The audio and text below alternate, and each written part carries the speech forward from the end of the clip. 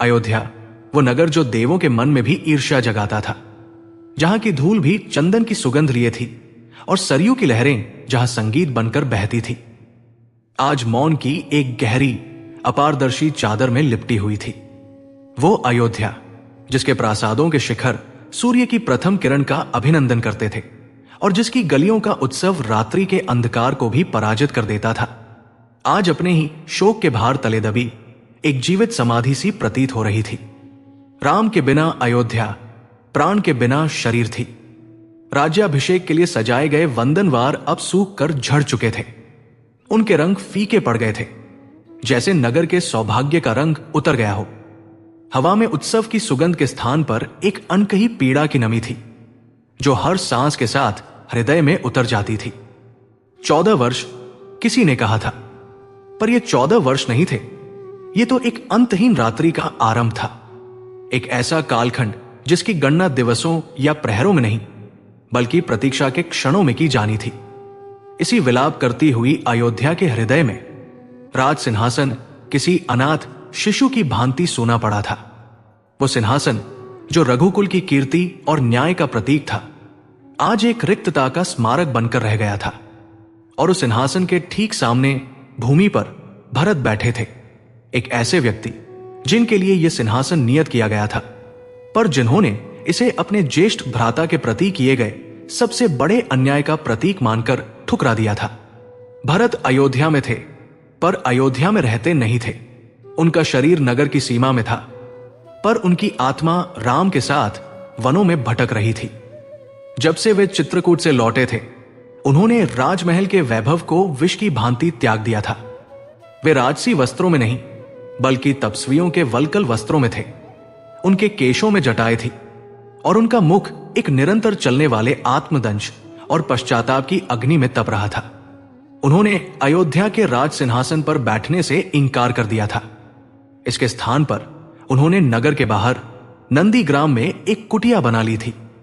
एक गहरा गड्ढा खोदकर वे उसी में रहते थे, ठीक वैसे ही जैसे उनके भ्राता राम वन में भूमि पर शयन करते होंगे। ये उनकी तपस्या थी, उनका प्रायश्चित था। उनका मानना था कि जिस अपराध की वे जड़ थे, भले ही अनजाने में, उसका दंड उन्हें स्वयं भोगना ही होगा। अयोध्या का हर नागरिक इस मौन वेदना का भागीदार था। जब राम, सीता और लक्ष्मण ने नगर की सीमा को लांघा था, तो ऐसा लगा था जैसे अयोध्या का हृदय ही उसके शरीर से निकलकर चला गया हो। हर घर में चूल्हा जलता था, पर किसी को भोजन में स्वाद नहीं आता था। लोग अपने दैनिक कार्य करते थे, पर उनके हर कार्य में एक यांत्रिकता थी, एक उद्देश्यहीनता। बाजारों में भीड़ थी, पर वो कोलाहल नहीं था जो एक जीवंत नगर का परिचायक होता है। सब कुछ एक धीमी गति से, एक उदास लय में चल रहा था। माताओं ने अपने बच्चों को कहानियां सुनानी बंद कर दी थी, क्योंकि हर कहानी का अंत राम पर ही होता था और राम का नाम लेते ही कंठ अवरुद्ध हो जाता था। वृद्धों की आंखों में भविष्य की चिंता थी। वे एक दूसरे से मिलते तो कुशलक्षेम नहीं पूछते, बस एक दूसरे की आंखों में झांककर वही प्रश्न दोहराते जो उनके भीतर गूंज रहा था, क्या हमारे राम लौटेंगे? यह प्रश्न अयोध्या के आकाश में एक काले बादल की तरह तैर रहा था। एक ऐसा भय जो हर क्षण बरस जाने को तैयार था। अनिश्चितता एक विषैली लता की तरह पूरे नगर को अपनी गिरफ्त में ले रही थी। 14 वर्ष एक लंबा समय होता है, इतना लंबा कि आशाएं दम तोड़ सकती है, स्मृतियां धुंधली पड़ सकती है। क्या होगा यदि राम न लौटे? क्या होगा यदि वनों के राक्षस उन्हें कोई हानि पहुंचा दे? इस विचार मात्र से अयोध्या का पौरुष कांप उठता था। इसी अंधकार, इसी पीड़ा और इसी अनिश्चितता के गर्भ से एक प्रतिज्ञा ने जन्म लिया। यह किसी एक व्यक्ति की प्रतिज्ञा नहीं थी, यह किसी राजसभा में पारित किया गया आदेश नहीं था। यह एक सामूहिक चेतना का स्वतःस्फूर्त संकल्प था, जो एक हृदय से दूसरे हृदय तक मौन संवाद की तरह फैला। इसकी शुरुआत कैसे हुई, किसी को ठीक ठीक स्मरण नहीं। शायद किसी मां ने अपने पुत्र को सुलाते हुए दीपक की लौ को देखकर कहा होगा, मेरा लाल तो वन के अंधेरे में है, मैं यहां प्रकाश कैसे जला लूं? शायद किसी वृद्ध ने संध्या वंदन करते हुए जलते हुए दीपक को बुझा दिया होगा, यह सोचकर कि जब अयोध्या का सूर्य ही अस्त है, तो इन छोटे छोटे दीपकों का क्या अर्थ? यह विचार एक चिंगारी की तरह था जो अयोध्या की सूखी हुई भावनात्मक भूमि पर गिरा और देखते ही देखते एक दावानल में परिवर्तित हो गया। एक संध्या जब सूर्य अस्ताचल की ओर बढ़ रहा था और आकाश सिंदूरी होने लगा था, अयोध्या के नागरिक स्वतः ही सरयू के तट पर एकत्रित होने लगे। किसी ने किसी को बुलाया नहीं था, फिर भी पूरा नगर वहां उपस्थित था। वहां मंत्री थे, सैनिक थे, व्यापारी थे, कृषक थे, माताएं थी, बच्चे थे, और उन सब के बीच तपस्वी वेश में भरत भी आकर खड़े हो गए थे। उनकी आंखें झुकी हुई थी, जैसे वे इस समस्त पीड़ा के लिए स्वयं को उत्तरदायी मान रहे हों। किसी ने कुछ कहा नहीं, पर हजारों हृदयों का मौन एक स्वर में गूंज रहा था। तभी भीड़ में से एक वृद्ध, जिसके श्वेत केश उसके अनुभव के साक्षी थे, आगे बढ़ा। उसने कांपते हुए हाथों से अपनी अंजुलि में सरयू का पवित्र जल उठाया और भरत की ओर देखकर कहा, हे राजकुमार, हम सब अपराधी हैं। हम अपने राजा को रोक न सके। हम उन्हें वन जाने से विवश देखते रहे। अब जब हमारे नगर का प्रकाश ही वन चला गया है, तो हम इस नगर को प्रकाशित करने का अपराध कैसे कर सकते हैं? उसकी आवाज में जो वेदना थी, वो हर अयोध्या वासी के हृदय की वेदना थी। एक और नागरिक ने कहा, जब हमारे प्रभु भूमि पर शयन कर रहे हैं, तो हम महलों में सुख कैसे भोग सकते हैं? जब वे कंदमूल फल खाकर जीवन यापन कर रहे हैं, तो हम व्यंजनों का आनंद कैसे ले सकते हैं? और फिर वो हुआ जो अयोध्या के इतिहास में स्वर्ण अक्षरों में अंकित होना था। एक युवा स्त्री जिसकी गोद में एक छोटा बालक था, आगे आई। उसने अपने घर से लाया हुआ मिट्टी का दीपक दिखाया, जिसमें बाती और तेल तो था, पर वो जला हुआ नहीं था। उसने उसे सरयू के तट पर रख दिया और दृढ़ स्वर में कहा, मैं आज एक प्रतिज्ञा लेती हूं। जब तक मेरे राजा राम, मेरी माता सीता और मेरे भैया लक्ष्मण अयोध्या की भूमि पर वापस चरण नहीं रखते, मेरे घर का यह दीपक नहीं जलेगा। मेरा घर अंधकार में रहेगा, क्योंकि मेरा हृदय अंधकार में है। ये एक घोषणा नहीं थी, ये एक आह्वान था। उस स्त्री के दीपक के पास दूसरा दीपक आकर रखा गया, फिर तीसरा, फिर चौथा। देखते ही देखते सरयू का वह तट हजारों, लाखों अदीप्त दीपकों से पट गया। ये एक अद्भुत दृश्य था। यह प्रकाश का उत्सव नहीं, अंधकार का संकल्प था। यह अयोध्या का मौन सत्याग्रह था, अपनी नियति के विरुद्ध, अपने प्रिय राजा के प्रति अपने प्रेम की एक अनूठी अभिव्यक्ति।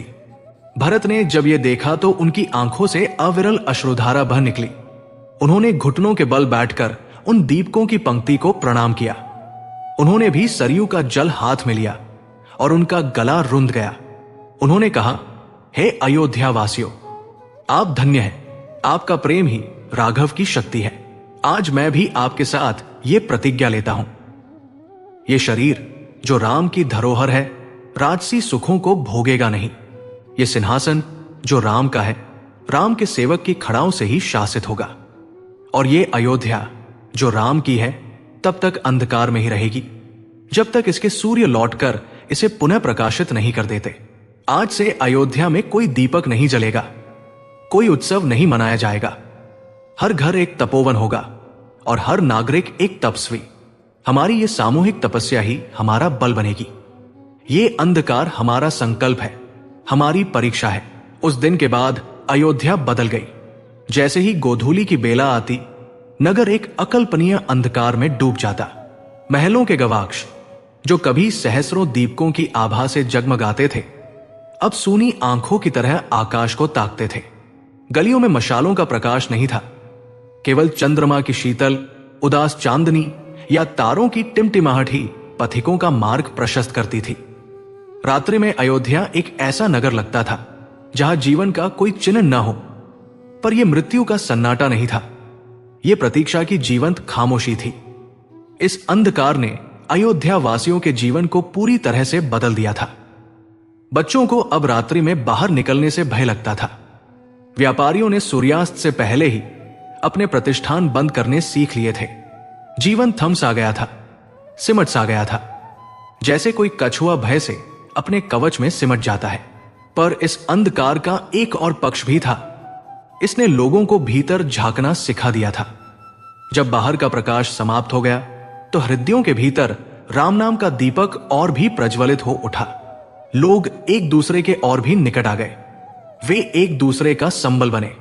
रात्रि में घरों के भीतर दीपक तो नहीं जलते थे, पर हर घर के आंगन में लोग एकत्रित होकर राम की कथाएं कहते, उनके भजन गाते। उनकी आंखों से आंसू बहते, पर उनके स्वरों में एक दृढ़ विश्वास होता। वे उस अंधकार को अपनी भक्ति से, अपनी श्रद्धा से भेदने का प्रयास कर रहे थे। ये एक ऐसी परीक्षा थी जो हर अयोध्यावासी के धैर्य और विश्वास को चुनौती दे रही थी। हर बीतता दिन, हर बीतती रात उस प्रतिज्ञा को और भी सुदृढ़ करती जाती थी। भरत के लिए यह तपस्या और भी कठोर थी। वे नंदीग्राम में अपनी कुटिया से ही राजकाज चलाते थे। मंत्री और सभासद वही आते, अपनी समस्याएं बताते और उनसे परामर्श लेते, पर भरत कोई भी निर्णय स्वयं नहीं लेते थे। वे हर पत्र, हर समस्या को उस सिंहासन पर रखी गई राम की चरण पादुकाओं के समक्ष रखते। वे उनसे प्रार्थना करते, हे प्रभु, हे मेरे स्वामी, ये राज्य आपका है, ये प्रजा आपकी है, मैं तो केवल आपका एक तुच्छ सेवक हूं। मुझे आज्ञा दीजिए, मेरा मार्गदर्शन कीजिए। और फिर शांत चित्त से ध्यान लगाकर जो अंत प्रेरणा उन्हें होती, उसी को वे राम का आदेश मानकर शिरोधार्य करते। उन्होंने राजकोष को रत्ती भर भी अपने या अपने सुख के लिए उपयोग नहीं किया। वे भूमि पर सोते, कंदमूल खाते और हर क्षण राम का स्मरण करते। वे अयोध्या के राजा नहीं, अयोध्या के प्रथम तपस्वी थे, प्रथम व्रती थे, जो अपनी प्रजा के साथ मिलकर एक ही यज्ञ कर रहे थे। प्रतीक्षा का यज्ञ, वो प्रतिज्ञा जो सरयू के तट पर ली गई थी, अब केवल एक वचन नहीं रह गई थी, वो अयोध्या की पहचान बन गई थी। वो हर अयोध्यावासी के चरित्र का हिस्सा बन गई थी। वो अंधकार उनकी कमजोरी नहीं, उनका सबसे बड़ा बल था। ये एक मौन घोषणा थी जो उन्होंने समस्त ब्रह्मांड के समक्ष की थी कि जब तक उनके राम वापस नहीं आते, अयोध्या का हर दीपक बुझा रहेगा। यह सिर्फ एक प्रतिज्ञा नहीं थी, ये एक अटूट विश्वास का प्रमाण था। एक ऐसा विश्वास कि यह अंतहीन रात्रि समाप्त होगी, ये अंधकार छंटेगा और एक दिन उनका सूर्य अवश्य लौटेगा, अपने दिव्य प्रकाश से न केवल अयोध्या के दीपकों को बल्कि उनके हृदयों को भी पुनः प्रज्वलित करने के लिए। अयोध्या प्रतीक्षा कर रही थी, अंधकार में पर पूरी आशा के साथ। अयोध्या के मौन व्रत और भरत की कठोर तपस्या से हजारों मील दक्षिण में, समुद्र के उस पार स्वर्ण नगरी लंका की कहानी एक भिन्न ही करवट ले रही थी। यहां अंधकार प्रतीक्षा का नहीं, पराजय का प्रतीक था। युद्ध के विशालकाय बादल छंट चुके थे। वे काले मेघ जो महीनों से लंका के आकाश पर मृत्यु बनकर मंडरा रहे थे, अब विलीन हो गए थे। परंतु उनके जाने के बाद जो आकाश प्रकट हुआ, वो निर्मल और नीला नहीं था। वह एक ऐसे आकाश की भांति था जिसकी आत्मा पर गहरे घाव लगे हों। हवा में अभी भी जले हुए मांस, पिघले हुए स्वर्ण और सूखे हुए रक्त की एक तीखी मितली उत्पन्न करने वाली गंध तैर रही थी, जो विजय के उल्लास को भी पूरी तरह से खिलने नहीं दे रही थी। रावण, वो रावण जो त्रिलोक को अपने दंभ के भार तले रौंदता था, जिसकी 10 गर्दनों का अहंकार पर्वतों से भी ऊंचा था, अब केवल राख का एक ढेर था। उसका अंत एक युग का अंत था, एक आतंक के अध्याय की समाप्ति। लंका की गलियों में, जिन्हें कभी मणियों और स्वर्ण से सजाया जाता था, अब विध्वंस के चिन्ह बिखरे पड़े थे। टूटे हुए रथों के पहिए, खंडित प्रासादों के स्तंभ और उन राक्षसों की विधवाओं का करुण क्रंदन, जिन्होंने अपने पतियों को इस निरर्थक युद्ध की आहुति में खो दिया था। ये सब मिलकर एक ऐसा शोक संगीत रच रहा था जो विजय के शंखनाद को भी दबा देता था। राम की सेना, वानरों और भालुओं का वो अजेय दल अब अपने शिविरों में विश्राम कर रहा था। उनके चेहरों पर युद्ध की थकान और विजय का संतोष मिश्रित भाव था। वे अपने घर लौटने की तैयारी में थे, अपने प्रियजनों से मिलने की आतुरता में। उन्होंने धर्म की स्थापना की थी, उन्होंने सीता को मुक्त कराया था, उनका उद्देश्य पूर्ण हो चुका था। इसी विध्वंस और विजय के मध्य लंका के राज सिंहासन पर एक नया अध्याय आरंभ हो रहा था। विभीषण, जो अब लंका के नए नरेश थे, अपने अग्रज रावण के ठीक विपरीत थे। उनके मुख पर अहंकार का लेश मात्र भी नहीं था, बल्कि धर्म और नीति का एक शांत तेज था। उनका राज्याभिषेक भव्य नहीं था, यह एक शांत और गंभीर समारोह था। जो लंका के पुनर्निर्माण के संकल्प का प्रतीक था। राम ने स्वयं अपने हाथों से उन्हें राज तिलक किया था, और यह तिलक केवल एक राजा का नहीं बल्कि एक नए युग का, धर्म के युग का राज्याभिषेक था। विभीषण जानते थे कि उन्हें कांटों का ताज मिला है। उन्हें केवल स्वर्ण की नगरी का पुनर्निर्माण नहीं करना था, बल्कि उन हृदयों का भी पुनर्निर्माण करना था जो घृणा, प्रतिशोध और असुरत्व के विष से भर चुके थे। वे जानते थे कि असली युद्ध, शस्त्रों का युद्ध भले ही समाप्त हो गया हो, पर विचारधारा का युद्ध अभी शेष था। रावण का शरीर नष्ट हुआ था, पर उसका विचार, उसकी आसुरी माया, उसकी विध्वंसकारी प्रवृत्ति के बीज अभी भी लंका की भूमि में बहुत गहरे दबे हुए थे। लंका की पराजय को हर किसी ने स्वीकार नहीं किया था। रावण के कुछ अत्यंत वफादार सेनापति और मायावी राक्षस, जो युद्ध के अंतिम चरण में किसी तरह बच निकलने में सफल हो गए थे, अब भूमिगत हो चुके थे। वे लंका की गुप्त सुरंगों, तहखानों और दूर दराज की पर्वत श्रृंखलाओं में छिपे हुए थे। उनके लिए रावण केवल एक राजा नहीं था, वो एक देवता था, उनकी आसुरी पहचान का प्रतीक। उसकी पराजय उनके लिए असहनीय थी। वे इसे एक अस्थायी विपत्ति मानते थे, एक ऐसा अपमान जिसका प्रतिशोध लेना ही उनके जीवन का एकमात्र ध्येय बन गया था। इन बचे हुए राक्षसों का नेतृत्व कर रहा था वज्रदंष्ट्र, एक ऐसा मायावी योद्धा जो अपनी क्रूरता और रावण के प्रति अपनी असीम भक्ति के लिए कुख्यात था। वज्रदंष्ट्र युद्ध में इंद्रजीत के साथ कंधे से कंधा मिलाकर लड़ा था और लक्ष्मण के हाथों मरते मरते बचा था। उसका एक अंग भंग हो गया था, पर उसकी घृणा और भी सहस्रगुणी हो गई थी। वो और उसके साथी छिपकर अपनी शक्ति पुनः संगठित कर रहे थे। वे जानते थे कि वे राम की वानर सेना का सीधे सीधे सामना नहीं कर सकते। उनकी संख्या कम थी और उनके संसाधन नष्ट हो चुके थे। इसलिए उन्होंने वो मार्ग चुना जो राक्षसों का सबसे प्रिय मार्ग होता है, षड्यंत्र, कपट और माया का मार्ग। उनकी सभाएं आधी रात के बाद श्मशानों और उजाड़ गुफाओं में होती थी। जलती हुई चिताओं के प्रकाश में उनके चेहरे और भी भयानक लगते थे। उनकी फुसफुसाहटों में विष था, उनकी योजनाओं में अंधकार था। वज्रदंष्ट्र ने एक दिन अपने साथियों को संबोधित करते हुए कहा, राम ने हमारे ईश्वर को, हमारे लंकेश को छल से मारा है। उस विभीषण, उस कुलद्रोही ने हमारे साथ विश्वासघात किया है। क्या हम इस अपमान को चुपचाप सलेंगे? नहीं, हम प्रतिशोध लेंगे। एक ऐसा प्रतिशोध जो इतिहास में किसी ने न लिया हो। उसकी आंखों में एक पागलपन की चमक थी। उसने आगे कहा, हम राम पर सीधा प्रहार नहीं करेंगे, हम उसकी शक्ति के स्रोत पर प्रहार करेंगे। हम उसकी आत्मा पर प्रहार करेंगे। राम की आत्मा बसती है अयोध्या में। हम अयोध्या को नष्ट कर देंगे, पर शस्त्रों से नहीं, माया से। हम वहां अंधकार का एक ऐसा जाल बुनेंगे, एक ऐसी निराशा का सृजन करेंगे कि अयोध्यावासी घुट घुट कर मर जाएंगे। राम जब अपनी प्रिय अयोध्या लौटेंगे तो उन्हें एक जीवित नगर नहीं बल्कि एक विशाल श्मशान मिलेगा। यही हमारे लंकेश को सच्ची श्रद्धांजलि होगी।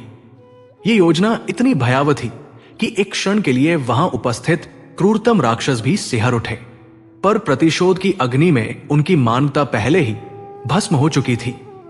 उन्होंने वज्रदंष्ट्र की योजना पर अपनी सहमति की मुहर लगा दी। उन्होंने अपनी बची खुची आसुरी शक्तियों का आह्वान करना शुरू कर दिया। वे प्राचीन तामसिक ग्रंथों को खंगाल रहे थे, उन मंत्रों को सिद्ध कर रहे थे जिन्हें स्वयं रावण भी प्रयोग करने से हिचकता था। वे एक ऐसे मायास्त्र का निर्माण कर रहे थे जो भौतिक विनाश नहीं बल्कि मानसिक और आत्मिक विनाश करता था। ये एक ऐसा अस्त्र था जो आशा को सोख लेता, विश्वास को नष्ट कर देता और प्रेम को घृणा में बदल देता। उनकी योजना थी कि इस माया को अयोध्या के ऊपर एक अदृश्य आवरण की तरह फैला दिया जाए, जो नगर की प्राणशक्ति को धीरे धीरे निचोड़ता रहे। अयोध्या पर अंधकार का ऐसा जाल फेंकने की योजना बना रहे हैं जिसे स्वयं सूर्य भी भेद नहीं पाएगा। यह केवल एक धमकी नहीं थी, ये उनके आसुरी अनुष्ठान का लक्ष्य था। उधर लंका के राजमहल में विभीषण इन सब से अनभिज्ञ अपनी प्रजा के घावों पर मरहम लगाने का प्रयास कर रहे थे। वे दिन रात एक करके नगर की व्यवस्था को सुधारने में लगे थे। उन्होंने राक्षसों को समझाया कि युद्ध समाप्त हो चुका है और अब उन्हें शांति और धर्म के मार्ग पर चलना होगा। कई राक्षसों ने, जो युद्ध की विभीषिका से थक चुके थे, उनकी बात मान ली, पर विभीषण के हृदय में एक अनजानी सी आशंका सदैव बनी रहती थी। उन्हें लगता था कि यह शांति एक तूफान से पहले की शांति है। उनकी गुप्तचर व्यवस्था अत्यंत कुशल थी। उन्होंने अपने सबसे विश्वासपात्र दूतों को लंका के कोने कोने में फैला रखा था, यह सुनिश्चित करने के लिए कि रावण की विचारधारा पुनः सिर न उठा सके। एक अमावस की रात, जब आकाश पर एक भी तारा नहीं था और समुद्र की लहरें भी शांत थी, विभीषण अपने कक्ष में चिंतित अवस्था में टहल रहे थे। तभी एक गुप्त द्वार से एक परछाई ने प्रवेश किया। वो उनका सबसे भरोसेमंद गुप्तचर नीलमेघ था। नीलमेघ रूप बदलने में माहिर था और उसकी दृष्टि बाज से भी तेज थी। उसका चेहरा पीला पड़ा हुआ था और उसकी सांसें उखड़ रही थी। उसने झुककर विभीषण को प्रणाम किया और फिर कांपते हुए स्वर में बोलना आरंभ किया। महाराज, स्थिति गंभीर है। वज्रदंष्ट्र जीवित है। विभीषण के माथे पर चिंता की लकीरें गहरा गई। वज्रदंष्ट्र, मुझे लगा था कि वो युद्ध में मारा गया। नहीं महाराज, वो और रावण के कुछ अन्य निष्ठावान योद्धा भूमिगत हो गए हैं। वे लंका के दक्षिणी छोर पर स्थित मारीच की गुफाओं में छिपे हैं। मैं कई दिनों से उन पर नजर रखे हुए था। मैंने जो सुना है वो मेरे रक्त को जमा देने के लिए पर्याप्त है। नीलमेघ ने एक गहरी सांस ली, जैसे उन शब्दों को पुनः कहने के लिए साहस जुटा रहा हो। वे लंका पर आक्रमण की योजना नहीं बना रहे हैं महाराज। उनका लक्ष्य कहीं और है, कहीं बहुत दूर। विभीषण ने उसकी आंखों में झांक कर कहा। स्पष्ट कहो नीलमेघ, कहां है उनका लक्ष्य? गुप्तचर की आवाज अब एक फुसफुसाहट में बदल गई, एक ऐसी फुसफुसाहट जो किसी चीख से भी अधिक भयावह थी। अयोध्या। एक क्षण के लिए कक्ष में पूर्ण निस्तब्धता छा गई। विभीषण को लगा जैसे किसी ने उनके हृदय को अपनी बर्फीली मुट्ठी में जकड़ लिया हो। अयोध्या, राम की अयोध्या, वो पवित्र भूमि जहां धर्म बसता था। नीलमेघ ने आगे बताया, वे किसी शस्त्र का प्रयोग नहीं करेंगे। वे एक महामाया का प्रयोग करने की तैयारी में हैं। एक ऐसा आसुरी अनुष्ठान जिसे नैराश्यपाश कहते हैं। वे कहते हैं कि ये अयोध्या पर अंधकार का एक ऐसा जाल फेंक देगा जिसे स्वयं सूर्य भी भेद नहीं पाएगा। ये नगर की चेतना पर प्रहार करेगा, लोगों की आशा को मार देगा, उनके विश्वास को डिगा देगा। वे अयोध्या को एक आत्मिक मरुस्थल में बदल देना चाहते हैं, ताकि जब प्रभु राम वहां लौटें तो उन्हें अपनी ही प्रजा की निर्जीव आंखें देखने को मिले। विभीषण का शरीर क्रोध और चिंता से कांपने लगा। यह रावण की सोच से भी अधिक निकृष्ट और भयावह योजना थी। यह युद्ध के नियमों का, धर्म के हर विधान का उल्लंघन था। यह पीठ में छुरा घोंपने से भी बदतर था। यह आत्मा में विष भरने जैसा था। उन्हें समझ आ गया कि वज्रदंष्ट्र का लक्ष्य राम को शारीरिक पीड़ा देना नहीं, बल्कि उन्हें वो पीड़ा देना है जो किसी भी शस्त्र के घाव से गहरी होती है। अपनी प्रजा को तिल तिल कर मरते हुए देखने की पीड़ा। विभीषण ने अपनी मुट्ठियां भींच ली। यह नहीं हो सकता, मैं ऐसा कदापि नहीं होने दूंगा। जब तक मैं जीवित हूं, कोई भी प्रभु राम की अयोध्या की ओर बुरी नजर से नहीं देख सकता। उन्होंने तुरंत अपने विश्वस्त सेनापतियों की एक आपातकालीन सभा बुलाई, पर वे ये भी जानते थे कि यह समस्या केवल सैन्य बल से हल नहीं की जा सकती। यह माया का युद्ध था और इसे माया या उससे भी बड़ी शक्ति से ही काटा जा सकता था। उन्हें यह भयावह संदेश तुरंत राम तक पहुंचाना था। पर राम और उनकी सेना तो पहले ही अयोध्या के लिए प्रस्थान करने की तैयारी में थे। मार्ग में उन्हें यह समाचार कैसे दिया जाए, और क्या यह समाचार उन्हें विचलित नहीं कर देगा? वे पहले ही 14 वर्षों का वियोग सह चुके थे। सीता को पाने के लिए इतना बड़ा युद्ध लड़ चुके थे। अब जब वे अपनी मातृभूमि लौटने को थे तो उन्हें यह अशुभ समाचार देना। विभीषण एक धर्म संकट में पड़ गए।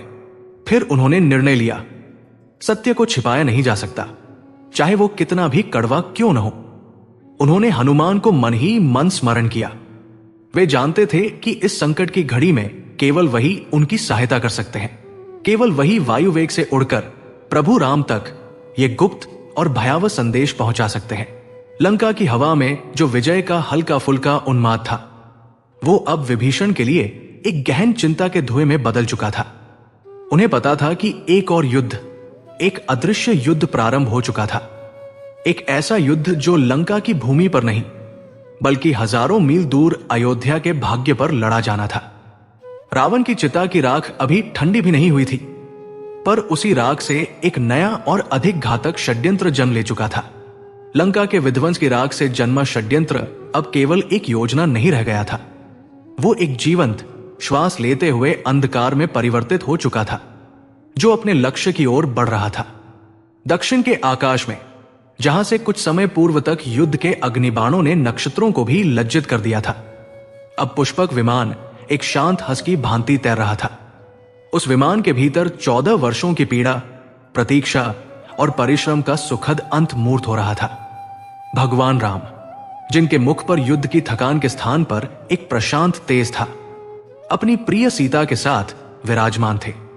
सीता की आंखें, जिन्होंने अशोक वाटिका के एकांत में असंख्य अश्रु बहाए थे, अब आशा और आनंद की एक नई चमक से दीप्त थी। उनके समीप ही एक प्रहरी की भांति अविचल लक्ष्मण बैठे थे, जिनकी दृष्टि हर क्षण अपने भ्राता और भाभी की सुरक्षा में संलग्न थी। उनके साथ वानरों और भालुओं के वे वीर योद्धा भी थे, जिन्होंने धर्म की स्थापना के लिए अपने प्राणों की बाजी लगा दी थी।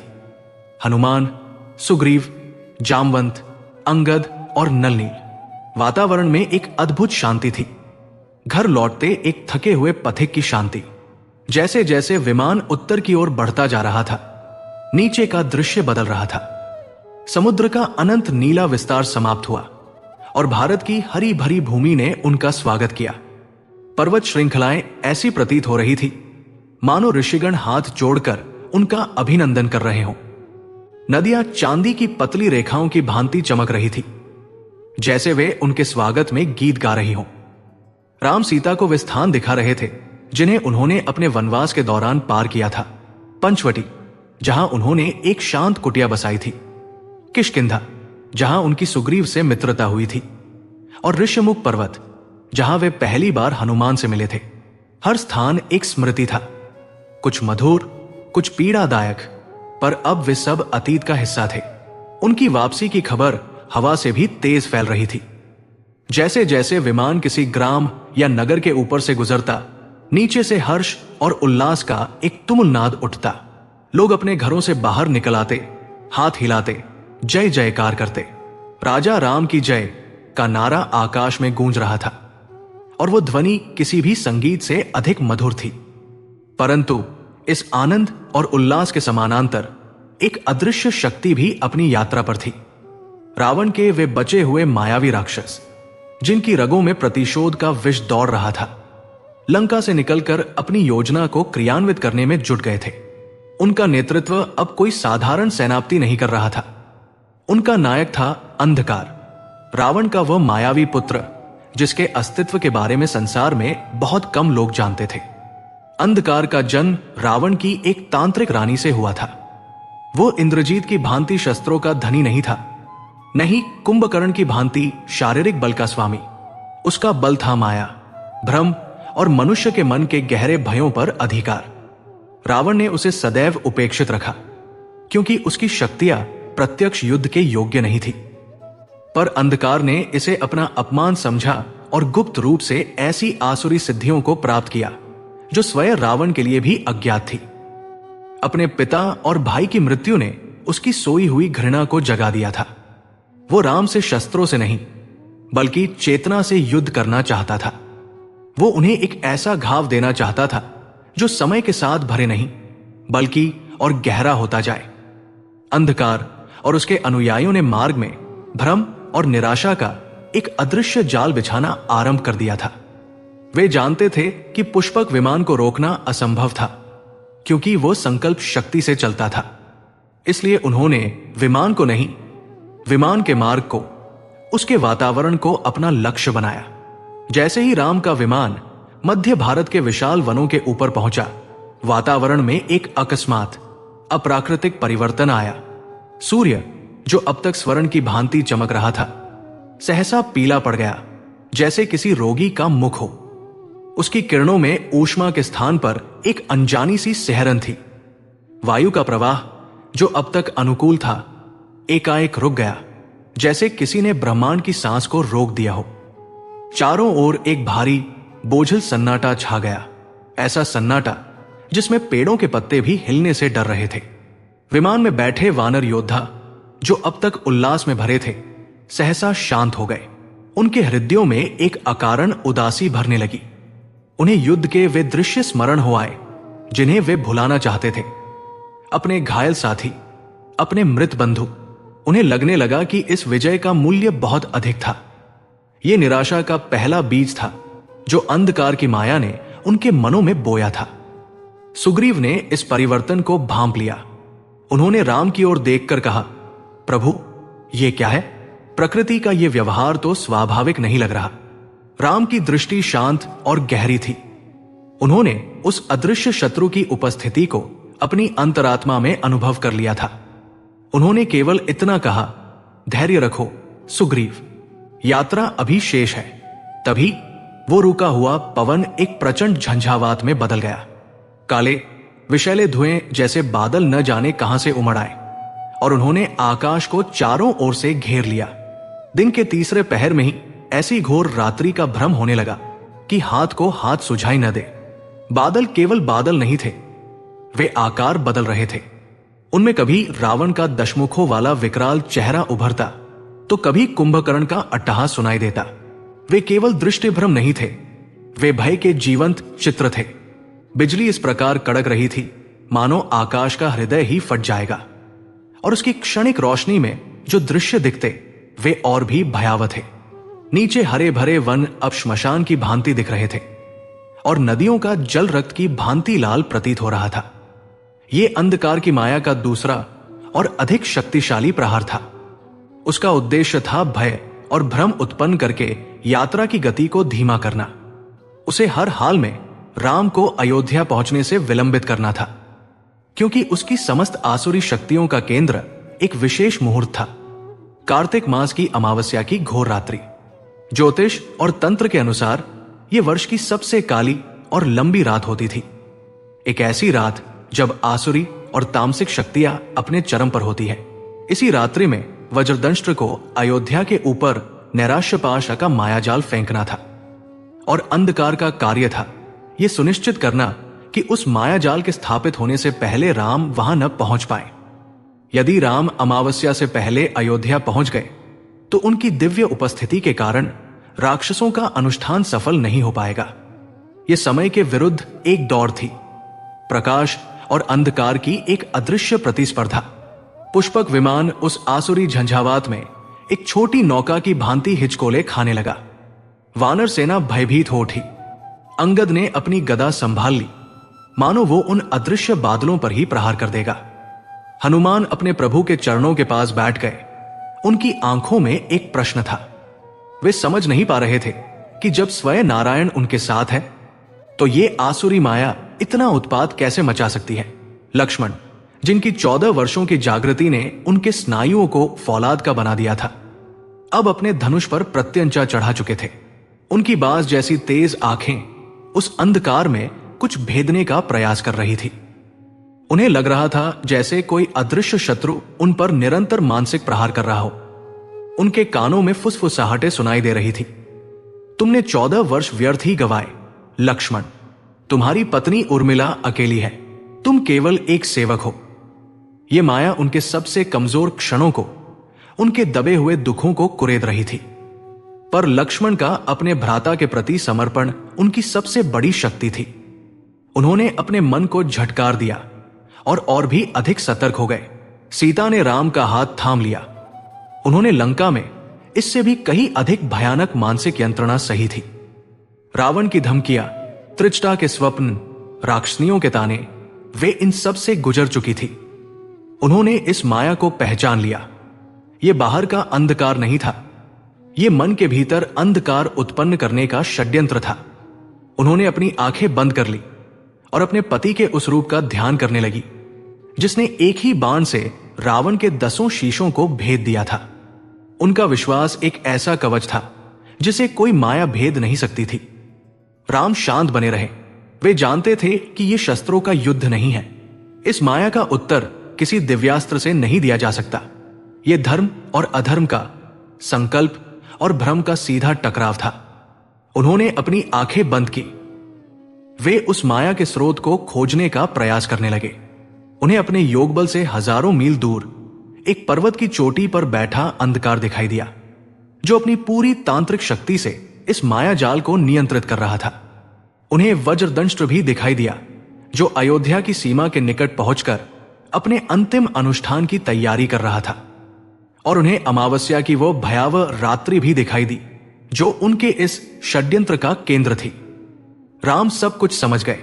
वे समझ गए कि यह केवल मार्ग का विघ्न नहीं था, ये अयोध्या पर होने वाले एक बड़े आक्रमण की भूमिका थी। उन्होंने अपनी आंखें खोली। उनकी आंखों में अब करुणा के स्थान पर एक दृढ़ निश्चय था। उन्होंने विमान में बैठे सभी योद्धाओं को संबोधित किया। उनका स्वर शांत था, पर उसमें एक ऐसी दिव्य दृढ़ता थी कि प्रचंड झंझावात का शोर भी उसे दबा न सका। हे वीरों, भयभीत मत हो। यह हमारे शत्रु का अंतिम कायरतापूर्ण प्रहार है। वो हमें शस्त्रों से पराजित नहीं कर सका, इसलिए अब वो भ्रम से हमें डराना चाहता है। वो हमारे मन में निराशा और संदेह के बीज बोना चाहता है, पर वो ये नहीं जानता कि जिस हृदय में धर्म का प्रकाश हो, वहां अंधकार टिक नहीं सकता। उन्होंने हनुमान की ओर देखा। पवन पुत्र, अपनी दृष्टि को अंतर्मुखी करो। अपने हृदय में देखो, क्या तुम्हें वहां कोई भय दिखाई देता है? हनुमान ने अपने स्वामी के आदेश का पालन किया। उन्होंने अपनी आंखें मूंद ली और अपने हृदय में स्थित अपने आराध्य श्री राम के स्वरूप का ध्यान किया। जैसे ही उन्होंने ऐसा किया, उनके भीतर एक अद्भुत ऊर्जा का संचार हुआ। बाहर का कोलाहल, वे भयावह दृश्य, वे निराशाजनक विचार, सब एक पल में विलीन हो गए। उनके मुख पर एक दिव्य आभा फैल गई। उन्होंने अपनी आंखें खोली और उनका आकार पर्वत के समान विशाल होने लगा।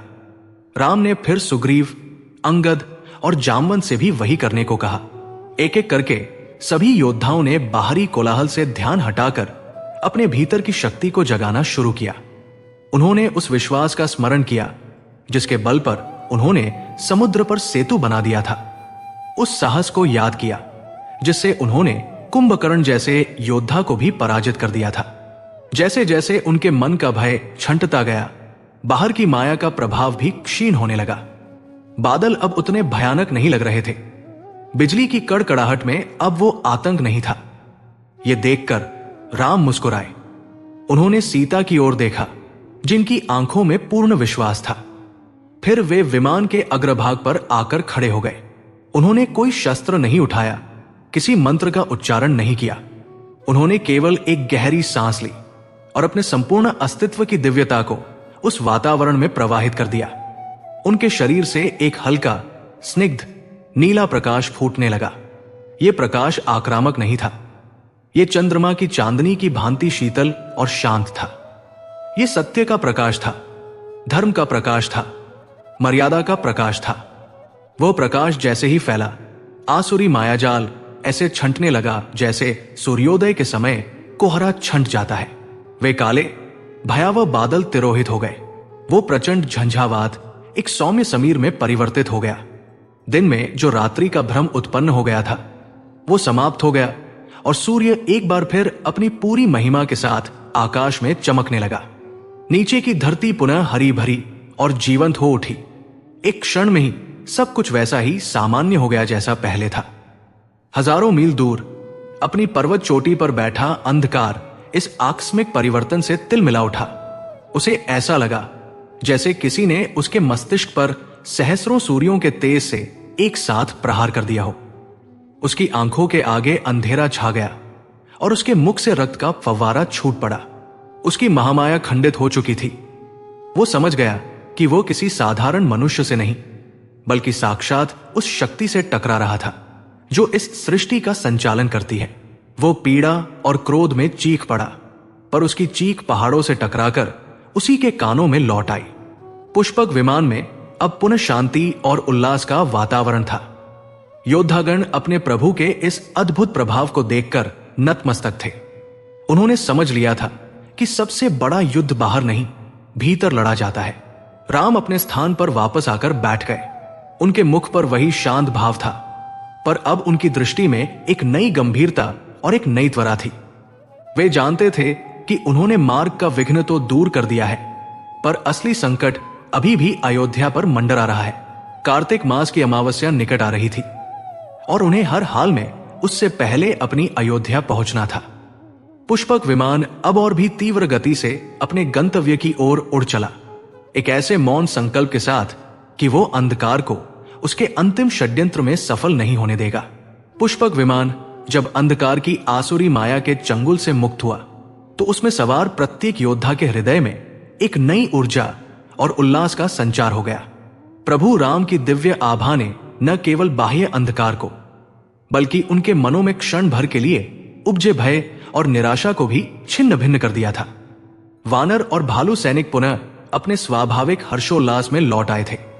वे अट्टहास कर रहे थे, एक दूसरे को युद्ध की गाथाएं सुना रहे थे और अपनी उस अयोध्या की कल्पना कर रहे थे जिसके बारे में उन्होंने अपने प्रभु के मुख से इतना कुछ सुना था। सुग्रीव और अंगद भविष्य की योजनाओं पर चर्चा कर रहे थे। जामवंत अपने अनुभव के शांत सागर में डूबे एक सौम्य मुस्कान के साथ ये सब देख रहे थे। वातावरण में विजय का संगीत था, घर लौटने का सुख था, एक लंबे और कठिन अध्याय के समाप्त होने का संतोष था। परंतु इस सामूहिक उल्लास के बीच एक हृदय ऐसा था जो इस शांति को पूरी तरह से आत्मसात नहीं कर पा रहा था। पवन पुत्र हनुमान जो अपने प्रभु के चरणों के समीप एकनिष्ठ भाव से बैठे थे, उनके मन में एक अजीब सी अपरिभाषित आशंका थी। उनका मुख शांत था, पर उनकी सूक्ष्म दृष्टि चारों ओर के वातावरण का निरंतर विश्लेषण कर रही थी। वे पवन पुत्र थे। वायु का प्रत्येक स्पंदन, उसकी गति में आया सूक्ष्म से सूक्ष्म परिवर्तन, उसकी गंध में घुला हर नया तत्व उनके लिए एक खुली पुस्तक के समान था। और उनकी ये सहज वृत्ति उन्हें बता रही थी कि कुछ तो है जो अभी भी ठीक नहीं है। वो प्रचंड झंझावात समाप्त हो गया था, ये सत्य था। पर अब जो शांति थी वो एक स्वस्थ और स्वाभाविक शांति नहीं थी। ये एक रोगी के ज्वर उतरने के बाद की निढाल शांति जैसी थी, जिसके भीतर अभी भी रोग के कीटाणु जीवित थे। उन्हें हवा में एक अनिष्ट की गंध आ रही थी। ये जले हुए मांस या सूखे हुए रक्त की भौतिक गंध नहीं थी जो युद्ध के मैदानों में व्याप्त होती है। ये उससे कहीं अधिक सूक्ष्म और भयावह थी। ये निराशा की गंध थी, भ्रम की गंध थी, एक ऐसी तामसिक ऊर्जा की गंध थी जो भौतिक न होकर भी अस्तित्व रखती थी।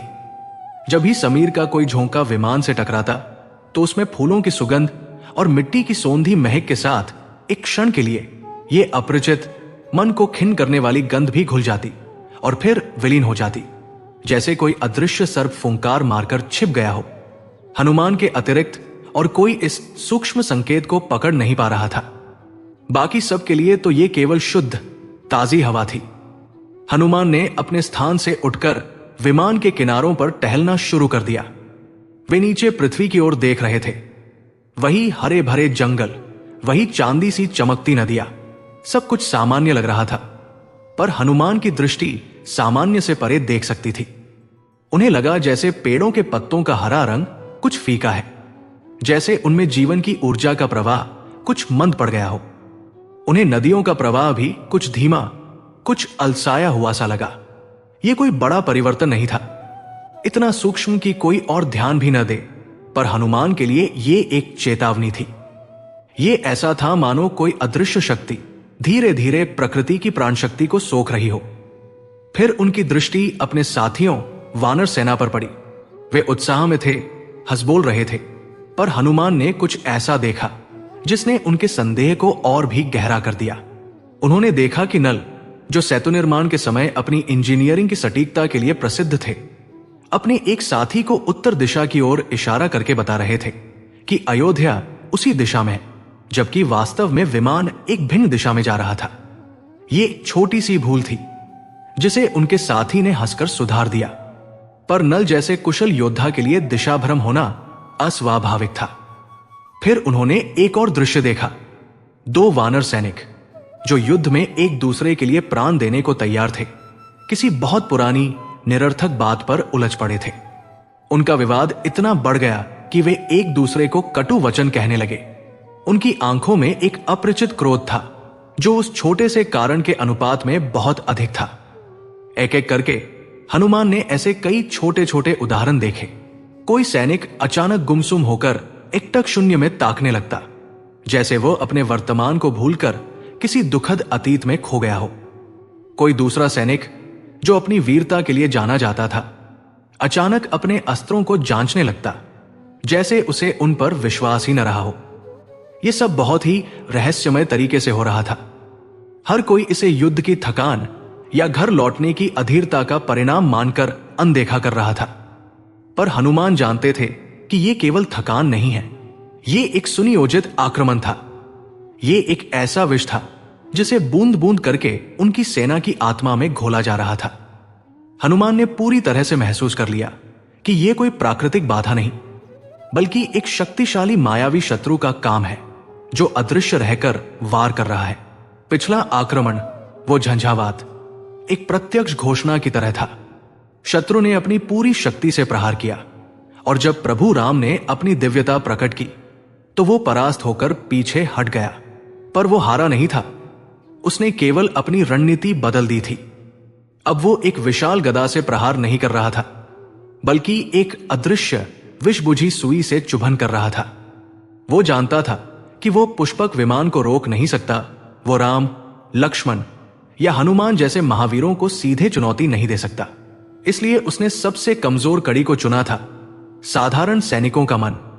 वो उनके मन में भ्रम, क्रोध, निराशा और संदेह के बीज बो रहा था, ताकि जब तक वे अयोध्या पहुंचे, ये सेना जो एकता और विश्वास के बल पर जीती थी, भीतर से खोखली हो चुकी हो। हनुमान एक गहन चिंतन में डूब गए। उन्हें यह समझना था कि इस अदृश्य शत्रु का सामना कैसे किया जाए। इस शत्रु पर गदा का प्रहार नहीं किया जा सकता था, उसे बाणों से बेधा नहीं जा सकता था। वह तो विचारों में, भावनाओं में, वायु के स्पंदनों में छिपा हुआ था। यह शत्रु केवल शारीरिक बल से नहीं, बल्कि बुद्धि और भक्ति की शक्ति से ही परास्त हो सकता था। उन्होंने सबसे पहले स्वयं का परीक्षण करने का निर्णय लिया। उन्होंने अपनी आंखें बंद की और अपने मन की गहराइयों में उतरने लगे। जैसे ही उन्होंने ऐसा किया, उन्हें अपने भीतर भी उस माया का सूक्ष्म प्रभाव महसूस हुआ। उनके मन में एक क्षण के लिए यह विचार कौंधा, क्या अयोध्या हमें स्वीकार करेगी? क्या भरत इतने वर्षों बाद राज्य लौटाने में संकोच करेंगे? क्या माताएं हमें पहचान पाएंगी? यह संदेह का एक छोटा सा विषैला बीज था। हनुमान तुरंत सतर्क हो गए। वे इस माया की कार्यप्रणाली को समझ गए। ये मन के सबसे गहरे, सबसे गुप्त भयों को कुरेदती थी। इससे लड़ने का एकमात्र उपाय था कि मन को इन विचारों के लिए कोई स्थान ही न दिया जाए। और हनुमान के लिए मन को एकाग्र करने का एक ही केंद्र था, प्रभु श्री राम। उन्होंने तुरंत अपने हृदय कमल में अपने आराध्य के चरण कमलों का ध्यान किया। उन्होंने उस रूप का स्मरण किया जिसने बाल्यकाल में सूर्य को एक फल समझकर मुख में रख लिया था। उन्होंने उस रूप का ध्यान किया जिसने एक ही छलांग में 100 योजन का समुद्र लांघने की प्रेरणा दी थी। उन्होंने उस रूप का स्मरण किया जिसने संजीवनी लाते हुए मार्ग में आए कालनेमी जैसे मायावी का वध करने की शक्ति दी थी। श्री राम, जय राम, जय जय राम। यह मंत्र उनके श्वास प्रश्वास में गूंजने लगा। यह केवल एक मंत्रोच्चार नहीं था, यह उनकी चेतना का उस मायावी विष के विरुद्ध प्रतिरक्षीकरण था। जैसे जैसे राम नाम का जाप उनके भीतर गहरा होता गया, उनके मन पर पड़ा भ्रम का सूक्ष्म आवरण छंटने लगा। उनकी बुद्धि और भी तीव्र और निर्मल हो गई। अब उन्हें सब कुछ और भी स्पष्ट दिखाई देने लगा। उन्हें यह भी आभास हो गया कि यह माया किसी एक स्थान से नहीं आ रही। शत्रु ने मार्ग में कई स्थानों पर अपने मायावी केंद्र स्थापित कर रखे थे, जो रुक रुक कर तरंगों के रूप में इस निराशा और भ्रम के जाल को फेंक रहे थे। अब उनके सामने अगली चुनौती थी, अपनी सेना को इस अदृश्य आक्रमण से कैसे बचाया जाए। वे सीधे सीधे सबको जाकर ये नहीं कह सकते थे कि हम पर एक मायावी आक्रमण हो रहा है, क्योंकि ऐसा करने से भय और भी बढ़ जाता। जो सैनिक अभी केवल भ्रमित थे, वे आतंकित हो जाते, और यही तो शत्रु चाहता था। उन्हें कोई ऐसा उपाय करना था जिससे सांप भी मर जाए और लाठी भी न टूटे। अपनी बुद्धि का प्रयोग करते हुए उन्होंने एक योजना बनाई।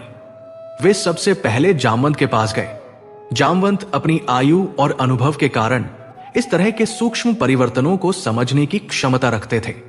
हनुमान ने उन्हें किसी आक्रमण का उल्लेख नहीं किया, बल्कि बहुत ही सहज भाव से कहा, हे ऋक्षराज, युद्ध की थकान अब सैनिकों पर दिखाई दे रही है। मार्ग लंबा है और मन में अधीरता भी है। क्यों ना हम सब मिलकर कुछ समय के लिए प्रभु की लीलाओं का गुणगान करें। इससे मन भी बहलेगा और समय भी कट जाएगा। जामवंत ने हनुमान की ओर एक गहरी दृष्टि से देखा। वे हनुमान के चेहरे पर छाई गंभीरता और उनके शब्दों के पीछे छिपे मंतव्य को भांप गए। वे मुस्कुराए और बोले, तुम्हारा प्रस्ताव उत्तम है पवन पुत्र। प्रभु नाम से बड़ा कोई पाथे नहीं और उनकी कथा से बड़ा कोई संबल नहीं। इसके पश्चात हनुमान सुग्रीव के पास गए और उनसे भी यही प्रस्ताव रखा। सुग्रीव तुरंत सहमत हो गए। देखते ही देखते हनुमान ने विमान में एक भजन और कीर्तन का वातावरण बना दिया। उन्होंने स्वयं अपनी ओजस्वी और भक्तिपूर्ण वाणी में राम कथा का वह प्रसंग सुनाना आरंभ किया जब राम ने बाली का वध करके सुग्रीव को भयमुक्त किया था। फिर अंगद ने अपने पिता के शौर्य का वर्णन किया। नलनील ने सेतुबंधन की अद्भुत कहानी सुनाई। जामवंत ने हनुमान को उनकी सोई हुई शक्तियों का स्मरण कराने का प्रसंग दोहराया। धीरे धीरे विमान का पूरा वातावरण बदल गया।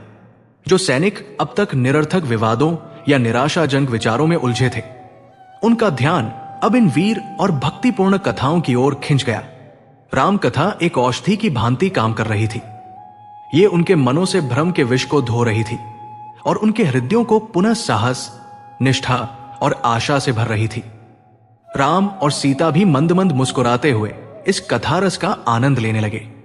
लक्ष्मण, जो सदैव सतर्क रहते थे, उन्होंने भी इस परिवर्तन को महसूस किया और वे समझ गए कि ये हनुमान की ही दूरदर्शिता का परिणाम है। हनुमान कथा में भाग लेते हुए भी एक सजग प्रहरी की भांति सब पर दृष्टि रखे हुए थे। उन्होंने देखा कि जैसे जैसे भक्ति और सकारात्मक ऊर्जा का स्तर विमान में बढ़ रहा था, उस बाहरी मायावी प्रभाव का असर कम होता जा रहा था। हवा में घुली वो अनिष्ट की गंध अब फीकी पड़ रही थी। सैनिकों का आपसी व्यवहार पुनः स्नेहपूर्ण हो गया था और उनके चेहरों पर छाया दिशाहीनता का भाव समाप्त हो गया था। हनुमान को यह समझने में देर नहीं लगी कि शत्रु की माया का प्रभाव तभी तक था जब तक मन खाली और असुरक्षित था। जैसे ही मन को राम नाम और राम कथा के कवच से सुरक्षित कर दिया गया, वो माया स्वतः ही निष्प्रभावी हो गई। उन्होंने शत्रु को खोजकर उस पर प्रहार नहीं किया, बल्कि उन्होंने अपनी ही सेना के भीतर एक ऐसी अभेद्य ढाल का निर्माण कर दिया जिसे कोई माया भेद नहीं सकती थी। उन्होंने शारीरिक बल के स्थान पर भक्ति की सामूहिक शक्ति का प्रयोग करके उस अदृश्य शत्रु के प्रहार को विफल कर दिया था। सूर्य अब पश्चिम की ओर ढल रहा था और अयोध्या अब बहुत दूर नहीं थी। हनुमान जानते थे कि अंतिम और सबसे बड़ा संकट अभी आना शेष है, क्योंकि कार्तिक अमावस्या की रात्रि निकट आ रही थी। पर अब उनके मन में एक नया विश्वास था। उन्हें ज्ञात हो गया था कि उनका शत्रु कितना भी मायावी क्यों न हो, उसके पास राम नाम की शक्ति का कोई उत्तर नहीं है। वे जानते थे कि आने वाली लड़ाई और भी कठिन होगी, पर उन्हें यह भी विश्वास था कि बुद्धि और भक्ति के ये दो अस्त्र उन्हें हर अदृश्य शत्रु पर विजय दिलाएंगे। उनकी दृष्टि दूर क्षितिज पर टिक गई, जहां अयोध्या की भूमि की एक धूमिल रेखा दिखने लगी थी, और उनका हृदय अपने प्रभु के लिए अंतिम युद्ध की तैयारी में जुट गया। वो रात्रि आ ही गई, कार्तिक मास की अमावस्या। ये केवल एक तिथि नहीं थी, ये एक परीक्षा थी। 14 वर्षों की प्रतीक्षा का अंतिम सबसे कठिन प्रश्नोत्तर। आकाश ऐसा था मानो किसी ने ब्रह्मांड की समस्त स्याही को एक ही स्थान पर उड़ेल दिया हो। न तो चंद्रमा का रजत चिन्ह था, नहीं किसी तारे की साहसी टिमटिमाहट। अंधकार केवल प्रकाश की अनुपस्थिति नहीं थी, वो एक ठोस, जीवित और श्वास लेती हुई सत्ता बन चुका था। यह रावण के षड्यंत्र का चरमोत्कर्ष था। वज्रदंष्ट्र द्वारा अयोध्या पर फेंका गया नैराश्यपाश अब पूरी तरह से सक्रिय हो चुका था। ये एक ऐसा मायावी जाल था जो भौतिक आंखों से नहीं दिखता था, पर आत्मा को सीधे सीधे जकड़ लेता था। उसकी भारी सर्द उपस्थिति नगर के हर घर, हर गली, हर हृदय पर एक अघोषित कर्फ्यू की भांति छा गई थी। हवा ने भी बहना बंद कर दिया था। जैसे वो इस आसुरी उपस्थिति के भय से जम गई हो। रात्रि के जो सहज स्वर होते थे, झींगुरों की झंकार, पत्तों की सरसराहट, दूर किसी श्वान का भौंकना, वे सब इस निस्तब्धता के महासागर में डूब चुके थे। अयोध्या में लोगों का धैर्य अब उत्तर देने लगा था। 14 वर्ष एक बहुत लंबा समय होता है, इतना लंबा कि आशा की सबसे मजबूत चट्टान भी धीरे धीरे रिसने लगती है। इतने वर्षों तक उन्होंने हर दिन इस विश्वास के साथ काटा था कि उनके राम लौटेंगे। उन्होंने अपनी प्रतिज्ञा निभाई थी, अपने घरों में दीपक नहीं जलाए थे, अपने हृदयों में राम नाम का दीपक जलाए रखा था। पर आज की यह रात्रि अलग थी। ये अंधकार स्वाभाविक नहीं था। ये उनके भीतर की बची खुची आशा को भी किसी काले स्पंज की भांति सोख रहा था। उनके विश्वास की लौ अब टिमटिमा रही थी, इस आसुरी झंझावात में बुझ जाने के कगार पर थी। एक घर के भीतर एक मां अपने शिशु को छाती से चिपटाए हुए थी, जो इस अप्राकृतिक सन्नाटे और अंधकार से भयभीत होकर रो रहा था। मां उसे लोरी सुनाने का प्रयास कर रही थी, पर उसके अपने ही कंठ से शब्द नहीं निकल रहे थे। उसकी आंखें बार बार उस ताखे पर रखे मिट्टी के दीपक की ओर उठ जाती थी, जिसमें तेल और बाती 14 वर्षों से प्रतीक्षा कर रहे थे। आज पहली बार उसके हाथ उस दीपक को जला देने के लिए कांप उठे। एक छोटे से दीपक से क्या हो जाएगा? उसके मन में नैराश्यपाश ने फुसफुसाया, तुम्हारा राजा तुम्हें भूल चुका है, वो अब किसी और राज्य का राजा बन गया होगा। तुम व्यर्थ ही इस अंधकार में सड़ रही हो। यह विचार इतना प्रबल था कि एक क्षण के लिए उस स्त्री का संकल्प डिग गया। उसने अपने बच्चे की रोती हुई आंखों में देखा और उसका हृदय अपराध बोध से भर गया। क्या वह अपने पुत्र को यह अंधकार देने के लिए उत्तरदायी थी? नगर के चौराहे पर, जहां कभी उत्सवों की रौनक होती थी, कुछ वृद्ध जन एकत्रित थे। वे बोल नहीं रहे थे, बस एक दूसरे के मौन में अपना भय साझा कर रहे थे। एक वृद्ध ने, जिसकी कमर समय के भार से झुक गई थी, कांपते हुए स्वर में कहा, लगता है मेरी आंखें अपने राघव को देखे बिना ही बंद हो जाएंगी। यह प्रतीक्षा अब सही नहीं जाती। उसके शब्दों में जो पीड़ा थी, वो हर अयोध्या वासी के हृदय की प्रतिध्वनि थी। उन्हें लंका में विजय के जो समाचार मिले थे, वे अब झूठे और बहुत दूर के लगने लगे थे। शायद वो कोई और राम होंगे। किसी के मन में संदेह का सर्प फुमफकारा। शायद विजय के बाद वे हमें भूल गए। हम तो केवल एक पुराना भूला बिसरा अध्याय है। निराशा संक्रामक थी और इस मायावी अंधकार में वो महामारी की तरह फैल रही थी। और इस सामूहिक निराशा के केंद्र में, नंदीग्राम में, राजप्रासाद की सबसे ऊंची अटारी पर भरत एक शिला की मूर्ति की भांति निश्चल खड़े थे। वे घंटों से वहां खड़े थे, उसी स्थान पर, उसी दिशा में देखते हुए, दक्षिण, वो दिशा जहां से उनके आराध्य को लौटना था। उनकी जटाएं अब लंबी होकर उनके कंधों पर बिखर गई थी।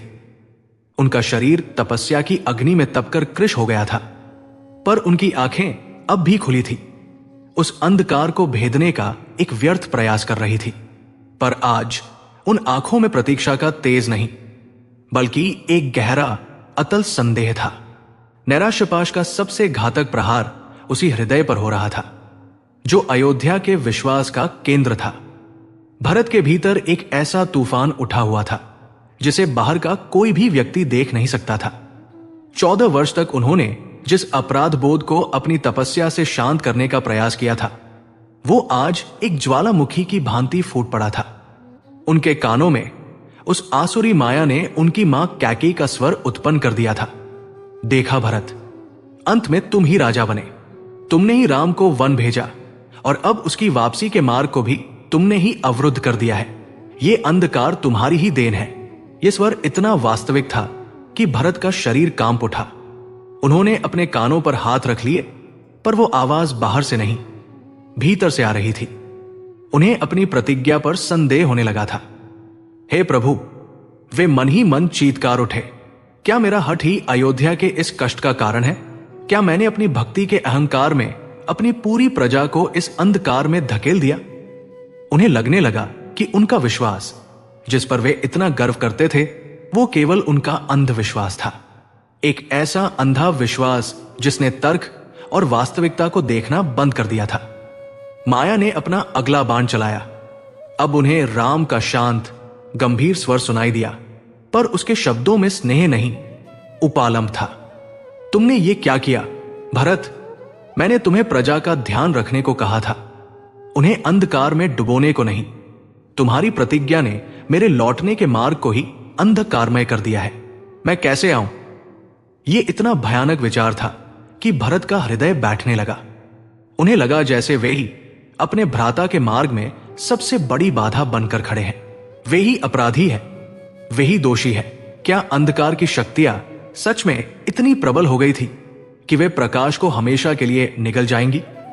यह प्रश्न अब केवल एक प्रश्न नहीं था, यह भरत के लिए एक भयावह यथार्थ बनता जा रहा था।